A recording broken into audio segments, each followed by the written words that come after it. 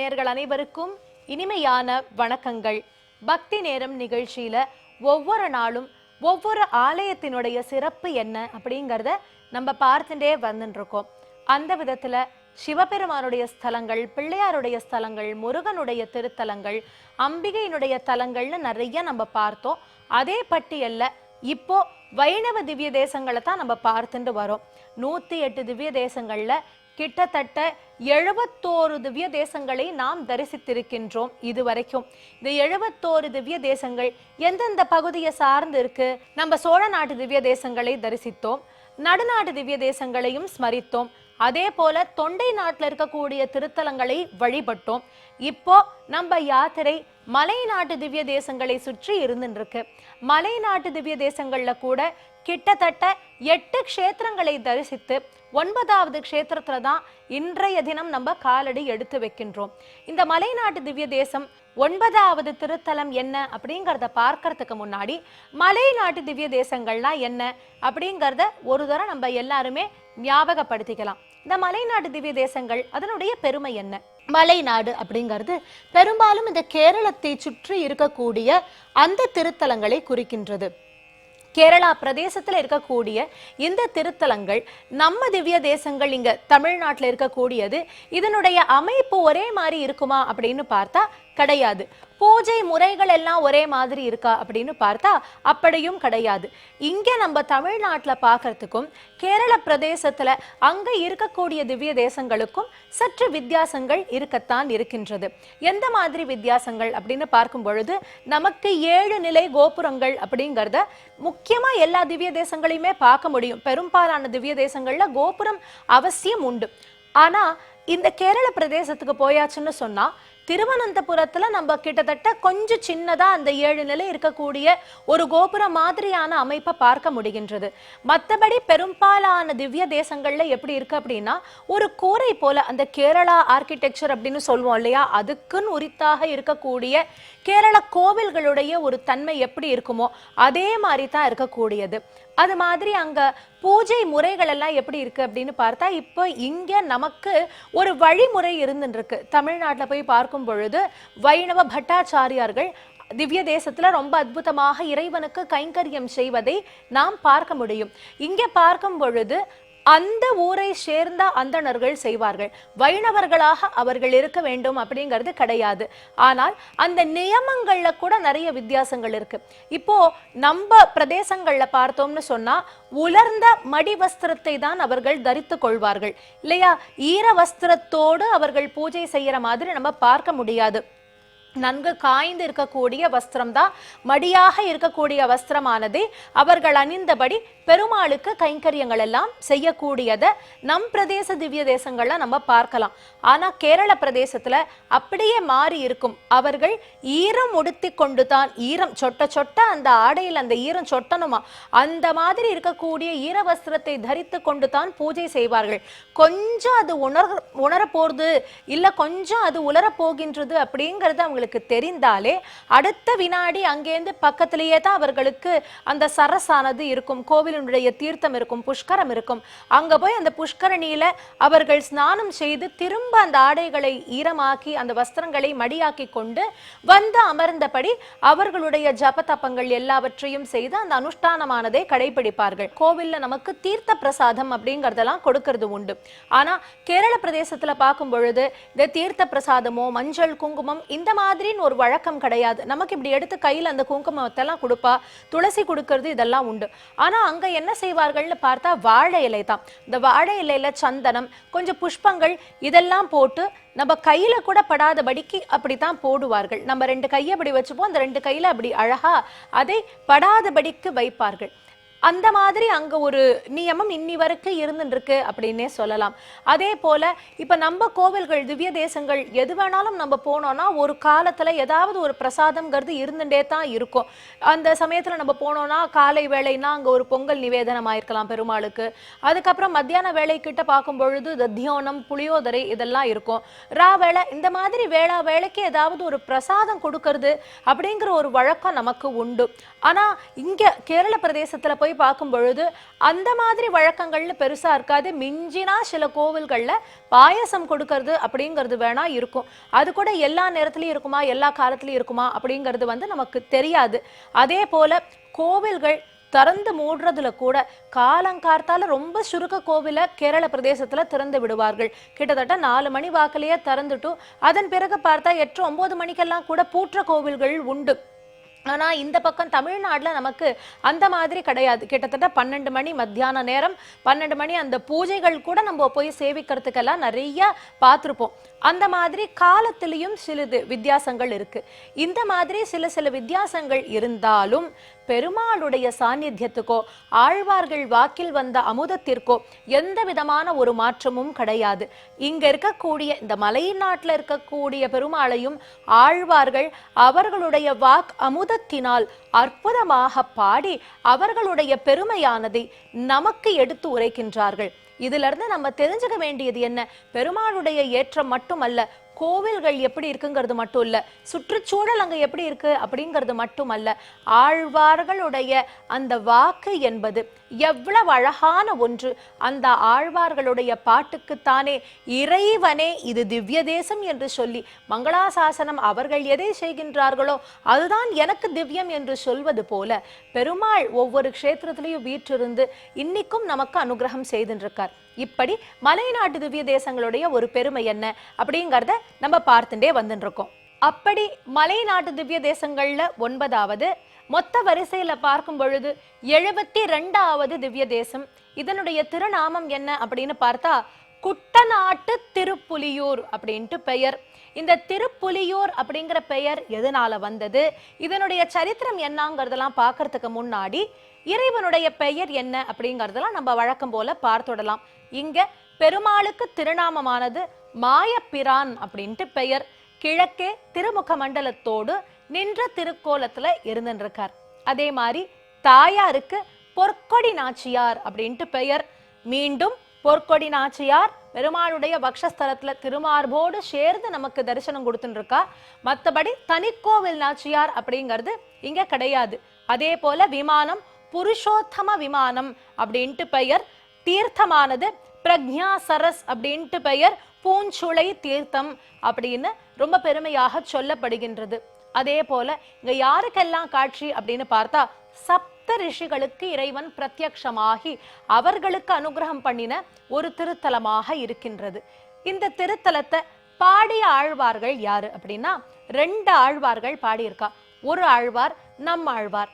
அதே போல திருமங்கை ஆழ்வாரும் ரொம்ப அழகாக இந்த பெருமாளை ஸ்லாகிச்சு பாடி இருக்கின்றார். நம்மாழ்வாருக்கு ஒவ்வொரு இடத்துல ஒவ்வொரு குணாதிசயத்தை இறைவன் காமிச்சுட்டே வரா அப்படின்னு சொன்னோம் இல்லையா. அப்படி இந்த இடத்துல எதை காண்பித்தார்னு பார்த்தா நாயக லட்சணம் அப்படின்னு சொல்லக்கூடியது. அவரே நாயகமானவர், புருஷோத்தமன் இல்லையா. அதனால புருஷேஷு விஷ்ணுகு நாயகா அந்த லட்சணமானதை தான் இந்த திருத்தலத்துல நம்மாழ்வாருக்கு காண்பிக்கின்றார் பெருமாள். இப்போ நம்மாழ்வார் பாசுரத்திலேயே அழகான அந்த கதை இருக்கின்றது. ஒரு தோழி தூது சொல்லுவது போலத்தான் அந்த பாசுரமானது இருக்கு. இப்போ தோழி யாருக்கு தோழி, பராங்குஷ நாயகின்னு பெயர். பராங்குஷ நாயகி யாரு, நம்மாழ்வார் தான். தன்னை ஒரு பெண்ணாக பாவித்து பெருமாளையே புருஷோத்தமனாக நினைத்து பாடும் பொழுது அவள் தன்னையே பராங்குஷ நாயகியாகத்தான் பாவிக்கின்றார். அப்படி பராங்குஷ நாயகிங்கிறவ தான் தலைமகளாக இருக்கின்றாள். அவளுக்கு ஒரு தோழி இருக்கின்றாள். இப்ப இந்த தோழி என்ன பண்றா, பராங்குஷ நாயகியினுடைய ஒரு காதல் வயப்பட்டு எப்படி இருக்காங்கிறதெல்லாம் அவளுக்கு நன்றாகவே தெரியும். வீட்டுல இருக்கிற பெற்றோர்களை விட ஒரு பெண்ணினுடைய மனசுல இருப்பது, ஆழ்ந்த மனசுல என்ன இருக்குங்கிறது தோழிக்கு நன்றாகவே தெரியும். அப்போ இந்த தோழி என்ன பண்றாளாம், அவ அம்மாவிடத்துல போய் பேசலாம் அப்படின்னு நினைக்கிறாளாம். அம்மாவிடத்துல போய் ஒரு சமாச்சாரம் சொல்லலாம்னு போகும் பொழுது பெண்ணினுடைய நிலை அறியாத தாயார் அந்த தலைமகளுக்காக ஒரு மாப்பிள்ளை பார்க்கிறாராம். அதாவது தாயாருக்கு பெண் இப்படி இருக்கா, அவளுக்கு எப்படி இருக்கு அப்படின்னு சொன்னா எல்லாம் தித்திக்கிறதெல்லாம் கசக்கிற மாதிரி இருக்கு. அதே போல நல்ல சுவையாக இருப்பதெல்லாம் ருச்சி இல்லாத மாதிரி தெரிகின்றது. தளதளன்னு சில்லுன்னு இருக்குமான்னு பார்த்தா அதெல்லாம் சுடுறாப்புல இருக்கு. சுட சுட இருக்கா அதெல்லாம் ஜில்லுன்னு இருக்கிறாப்புல இருக்கு. எல்லாம் மாத்தி மாத்தி இருக்கக்கூடியது. ஏன்னா மனசு வயப்பட்டிருக்கு. மனசு யாரிடத்துல அவ பறி கொடுத்துருக்கா? இந்த மாயப்பிரான் இடத்துல தான் பறி கொடுத்துருக்கா. அதனால எண்ணமெல்லாம் மாயப்பிரான் சூழ்ந்து இருக்க சுற்றி இருப்பது ஏது என்ன ஒன்னும் புரியல. அவ பாட்டுல அப்படியே இருந்துட்டு இருக்காளாம். இப்போ இந்த தோழி இந்த மாதிரி சமயத்துல அம்மாவிடத்துல போய் சொல்லலாம் அப்படின்னா அங்க பார்த்தா ஆரவாரமா வாத்தியங்கள் எல்லாம் வாசிச்சுண்டு யாரோ வருவார்களோ என்ன ஏதுங்கிற மாதிரி இருக்கு. அப்போ அந்த அம்மாட்ட போய் இந்த தோழி கேட்கிறாளாம், என்ன விஷயம்மா அப்படின்னு கேட்டப்போ, உன் தோழிக்கு தாண்டி மாப்பிள்ளை பார்க்க போறோம், நல்ல ஒரு வரன் அமையவனுமோ இல்லையோ, அதற்காகத்தான் இதெல்லாம் செய்து கொண்டிருக்கின்றோம் அப்படிங்கிறப்ப அந்த தோழி யோசிச்சாலாம். அந்த தோழி யோசிச்சு அவ அம்மாவின் இடத்துல சொல்றாளா, நீங்க மாப்பிள்ளையெல்லாம் பார்க்கிறாப்புல இருக்கு, ஆனா எனக்கெனவோ அவளுக்கு ஏற்கனவே திருமணம் ஆகிவிட்டதோ என்று தோன்றுகிறது. அவளுடைய நடை உடை பாவனை அவள் செய்யறதெல்லாம் பார்த்தா எனக்கெனவோ அவளுக்கு ஏற்கனவே கல்யாணம் ஆகிவிட்டது என்று தோன்றுகிறது. வாஸ்தவத்துல அந்த தோழிக்கு நிச்சயதார்த்தத்துல இருந்து கல்யாணம் வரைக்கும் பெருமாளை தோட்டத்துக்கு அழைத்து வந்து செய்து வைத்ததே இந்த தோழி தான். ஆனால் எதுவுமே தெரியாதது போல அந்த அம்மாவின் இடத்துல போய் பேசுகின்றாளாம். அப்போ ஏன் அப்படி சொல்றான்னா, பின்ன நான் தான் போய் கல்யாணம் பண்ணி வச்சேன்னு சொன்னா கதை என்னாருது, இவளுக்கு தானே அத்தனை விஷமும் விழும், அதனால எப்படி சொல்றா, எனக்கெனவோ அவளுக்கு கல்யாணம் ஆகிவிட்டது என்று தோன்றுகிறது. அவ அம்மா கேட்டா, என்னது அவளுக்கு கல்யாணம் ஆயிடுதா?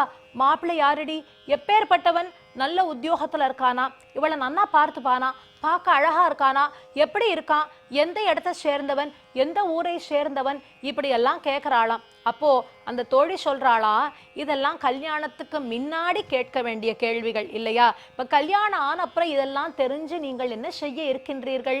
தெரிஞ்சா என்ன, தெரியாட்டி என்ன? அதனால கல்யாணத்துக்கு முன்னாடி கேட்க வேண்டிய கேள்விகள் எல்லாவற்றையும் திருமணம் ஆன பின்பு கேட்பதுல அவ்வளவு ஒன்றும் ரசானுபவமே கிடையாது அப்படின்னு சொல்றான். அவளுக்கு கல்யாணம் ஆயிடுத்துன்னு உனக்கு எப்படி தெரியும்னா, அதற்கு வேணா ஒரு நல்ல பதில் சொல்றேன் அப்படின்னு ஆழ்வார் அதையும் பாடுகின்றார். அவர் பாடும் பொழுது எப்படி சொல்கின்றார் தெரியுமா? அன்றி மற்றொரு பாயமென்னிவள தண்டுழாய் கமழ்தல் குன்றமாமணி மாட மாளிகை கோலக்குழாங்கள் மல்கி தென் திசை தில தம்புரை குட்ட நாட்டு திருப்புலியூர் நின்ற மாயப்பிரான் திருவருளாம் இவள் நேர்பட்டதே நேர்பட்டதே. அவள் சொல்கின்றாளாம், திருத்துழாய் வாசனை அடிக்கிறது, அவ கிட்ட போனாலே சுகந்தமா அந்த துளசி வாசனை அடிக்கிறது, அதனால அவளுக்கு கல்யாணம் ஆகிடுது அப்படின்னு எனக்கு தோன்றுகிறது. முடிக்கும் பொழுது மாயப்பிரான் திருவருளால் இவள் நேர்பட்டதே அப்படின்னு சொல்லி பாடுகின்றார். அப்படி இந்த திருத்துழாய் வாசனை இருக்கு இல்லையா, அதனால அவளுக்கு கல்யாணம் ஆகிவிட்டது அப்படின்னு அந்த தோழி அம்மாவின் இடத்துல பராங்குஷ நாயகியான தலைமகளை பற்றி சொல்லுவதாக ரொம்ப அற்புதமாக இந்த பாசுரத்துல நாயகா லட்சணமானதை உணர்ந்த நம்மாழ்வார் பராங்குஷ நாயகியாக பாடுகின்றார். பஞ்ச பாண்டவர்கள் நிர்மாணித்த கோவில் அப்படின்னு சொல்றோம் இல்லையா, அதுல இது பீமர் நிர்மாணித்த கோவில். எப்படி அந்த துரோணாச்சாரியார வதம் பண்ணும் பொழுது தர்மருக்கு பங்கோ அதே மாதிரி தான் பீமனுக்கும் பங்கு இருந்தது. அதனால அந்த பாபம் போவதற்காக பீமன் இந்த இடத்துக்கு வந்து இங்க இருக்கக்கூடிய பெருமாளை சரணடைந்து இந்த பெருமாளுக்காக ஒரு கோவிலையும் கட்டினாராம். இப்படிப்பட்ட இந்த க்ஷேத்திரம் திருப்புலியூர்னு எதனால நாம வந்தது அப்படின்னு பார்த்தா, இந்திரன் புலியாக வந்தாராம். புலியாக வந்து அசுரரை வதம் செய்ததுனால திருப்புலியூர்னு பேரு. குட்டநாட்டு திருப்புலியூர்னு பேரு. அந்த ஊர்ல பலவிதமான பகுதிகள் உண்டு, சின்ன சின்னதா அந்தந்த ஒரு கொத்து கிராமங்கள் மாதிரி ஒவ்வொரு ஊருக்கு ஒரு ஒரு பெயர் உண்டா. அந்த மாதிரி குட்டநாடு அப்படின்னு சொல்லக்கூடியதும் ஒன்று. அந்த குட்டநாட்டுல இருக்கக்கூடிய புலியூருங்கிறதுனால குட்டநாட்டு திருப்புலியூர் அப்படின்னு இந்த திருத்தலத்தின் நாமமானது இருக்கின்றது. முதல்லயே சொன்னேன், சப்த ரிஷிகளுக்கு பிரத்யக்ஷமாக காட்சி கொடுத்த பெருமாள் இவர். மாயப்பிரான் அப்படிங்கிற திருநாமம்ங்கிறதெல்லாம் பார்த்தோம். இந்த இடத்துல சரித்திரம் எப்படி போறது அப்படின்னா, சிபித் சக்கரவர்த்தி நம்ம எல்லாருக்குமே தெரியும். சிபித் சக்கரவர்த்தி அவருடைய வம்சம் இது ரெண்டு விதமா சொல்றது. சிபி சக்கரவர்த்தி அப்படின்னு சொல்றது உண்டு, அவருடைய புத்திரன் அப்படின்னு சொல்றது உண்டு. ஆகக்கூடி என்ன அப்படின்னா பஞ்ச காலமாக இருக்கு. பஞ்சம் பட்னின்னு அந்த இடமே அவர் அரசாட்சி பண்ற டைம்ல ரொம்ப எந்த விதமான ஒரு ஸ்ரேயஸும் இல்லாதபடிக்கு க்ஷீணமாக போயின்னு இருக்கான். அப்ப அந்த மாதிரி சமயத்துல சப்த ரிஷிகளுக்கு ஏதாவது தானம் பண்ணணும் அப்படின்ட்டு அந்த ராஜா நினைக்கிறாராம். ஆனா முனிவர்களுக்குன்னு ஒரு நியமம் உண்டு. சப்த ரிஷிகள் எப்படி அப்படின்னா பஞ்சகாலத்துல யார் வந்து ஒரு தர்மமோ தானமோ கொடுத்தாலும் அதை வாங்க மாட்டார்கள். அந்த பஞ்ச காலத்துல இருக்கு அப்படிங்கும் பொழுது எதை கொடுத்தாலும் அவ ஏற்றுக்கொள்ள மாட்டார்கள். இந்த ராஜா வந்து சப்த ரிஷிகளுக்கு தானம் கொடுக்கணும் அப்படின்ட்டு வந்த பொழுது ராஜா கொடுத்ததை ஏற்றுக்கொள்ள மாட்டோம் என்று 7 முனிவர்களும் சொல்லிவிட்டார்கள். இப்ப ராஜா என்ன பண்ணினார், எப்படியாவது சப்த ரிஷிகளுக்கு ஏதாவது கொடுத்தேதான் தீர வேண்டும் என்று நினைக்கின்றார். அதற்காக என்ன பண்ணினாராம், வாழைப்பழம் இருக்கு இல்லையா, இந்த வாழைப்பழத்துக்குள்ள தங்க காசுகளை உள்ள அப்படி புதைத்து அந்த வாழைப்பழங்களை சப்த ரிஷிகளுக்கு கொண்டு போய் கொடுக்கிறாளாம். சப்த ரிஷிகள் எப்பேற்பட்ட ஞானிகள், அவர்களுக்கு கண்ணெல்லாம் எப்படின்னா நம்ம ஏர்போர்ட் போனா ஸ்கேனர் எப்படி ஒர்க் பண்றதோ அந்த மாதிரி அவர்களுடைய பார்வையெல்லாம் ஒரு நிமிஷம் ஒரு பொருளை பார்த்தாச்சுன்னா அதுல என்ன இருக்குங்கிற அளவுக்கு அவளோட சித்தி எல்லாவற்றையும் அவர்களுக்கு காண்பித்து கொடுத்து விடும். தப்போ வலிமை அப்பேற்பட்டது.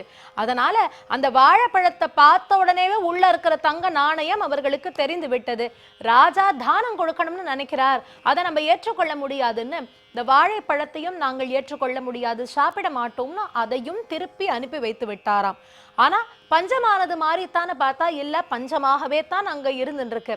சப்த ரிஷிகளுக்கே என்னாச்சு அப்படின்னா கடைசியில அந்த தாமரை தண்டுகள் இருக்கும் தெரியுமா, தாமரை தண்டுகளை எல்லாம் உடைச்சு அவர்கள் சாப்பிட ஆரம்பிச்சாலாம். அப்படி சாப்பிட்ட ஆரம்பிச்ச உடனே இந்த ராஜா நினைச்சார், எவ்வளவு தூரம் நம்ம கொடுக்குறோம் அதெல்லாம் ஏற்றுக்கொள்ளாம தாமரை தண்டையாவது சாப்பிடணும்னு நினைக்கிறார்களே, இவர்களுக்கு ஒரு பாடம் புகட்ட வேண்டும் என்று ஒரு அபிச்சார வேள்வி மாறி பண்ணி அந்த வேள்வியிலிருந்து ஒரு கிருத்தியை அப்படி உண்டாக்கினாராம், ஒரு ராட்சசி. அந்த ராட்சசியாக இருக்கக்கூடியது இவர்களை வந்து தாக்க இருந்ததாம். சப்த ரிஷிகள் பெருமாளை சரணடைந்தார்களாம். அந்த சமயமே பெருமாள் தேவேந்திரனை கூப்பிட்டு நீ போய் அந்த ராட்சசிய உண்டுலன்னு பண்ணு அப்படின்னு சொல்ல, இந்திரன் தன்னை ஒரு புலியாக மாற்றிக்கொண்டு புலியாக வேடமிட்டு கொண்டு இந்த கிருத்தியை அப்படின்னு சொல்லக்கூடிய ராட்சசிய வதம் பண்ணினாராம். அப்படி இந்திரன் புலியாக வந்ததனால் திருப்புலியூர்னு பேரு. சப்த ரிஷிகள் பெருமாளை அந்த சமயத்துல சிலாகிச்சு புகழ பெருமாள் மாயப்பிரானாக அவர்கள் கண்ணெதிரே தோன்ற இந்த திருத்தலத்தில் இருந்து வருபவருடைய மாயையை அகற்றி சுஞானத்தை அவர்களுக்கு தர வேண்டும் என்று சப்த ரிஷிகளின் வேண்டுகோளுக்கு இணங்க பெருமாள் இந்த திருத்தலத்திலேயே இன்றும் வீற்றிருக்கின்றார். அப்படிப்பட்ட இந்த மாயப்பிரானை நாம் மனதால் பிரார்த்தித்து திருப்பல்லாண்டு கூறுவோமாக, அவருடைய பேரருளை பெறுவோமாக. அடுத்த திவ்ய தேசத்தோடு உங்கள் அனைவரையும் சந்திக்கும் வரை உங்களிடமிருந்து விடை பெறுவது சுசித்ரா பாலசுப்ரமணியன். நன்றி, வணக்கம்.